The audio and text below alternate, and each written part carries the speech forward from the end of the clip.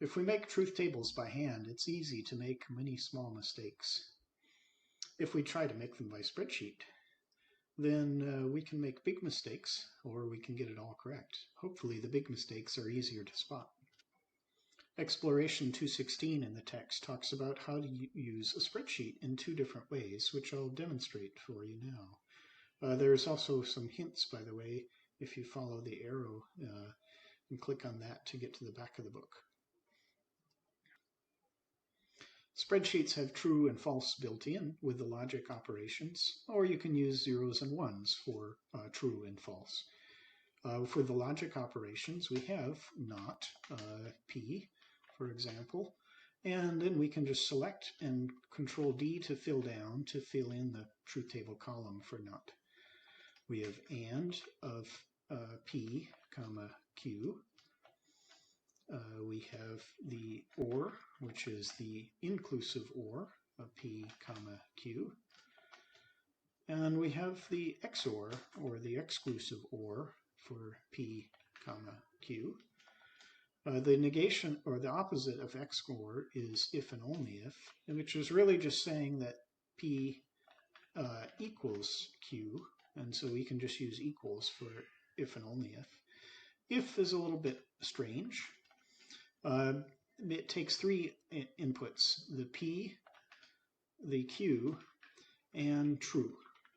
And that's because it behaves like if then else in a programming language. If A is true, then it will return B2.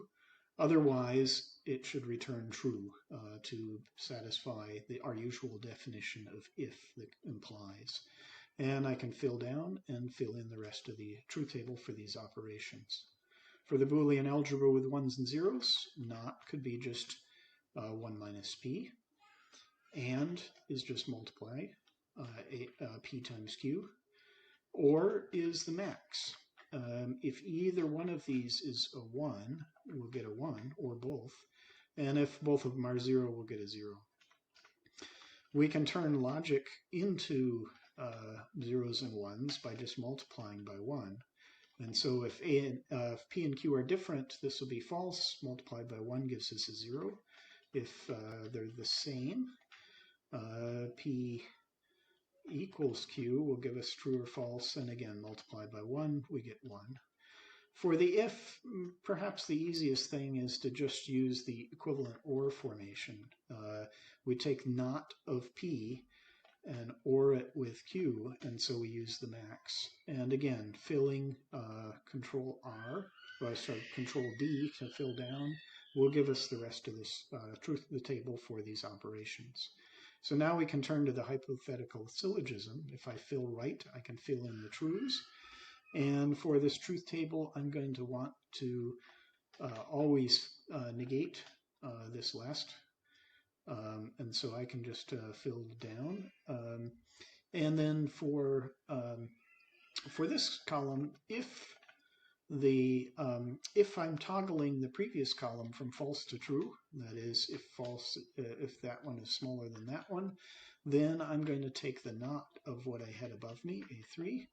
Otherwise, I just copy what I had above me. And I can fill that to the right, and then fill all of this down. Okay, so there are my 8 rows of my truth table. And now I can start saying, well, if P, comma, Q, true, or if Q, comma, R, if P, comma, R, and then and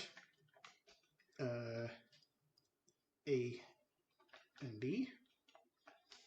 Oh, and then I need to put this in an if, so if that, then I would return C, otherwise true, which I do for all of my ifs, if I can spell.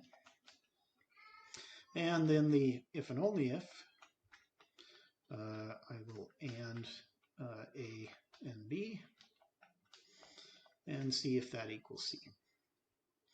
Once again, grabbing all of this, Control D to fill down, I get A here, my tautology, which says that hypothetical syllogism is true.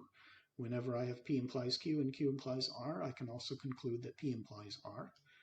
And but they're not equivalent, and because we do have a couple of cases where they're false. Again, same thing with the Boolean algebra. Fill to the right, fill these down. I've already put in my formulas, so there's my truth table values for my variables, and there again is my tautology and is my non-equivalence. So that's truth tables in a spreadsheet. This will work in Excel as I've done it, or in something like Google Sheets, or whatever your favorite spreadsheet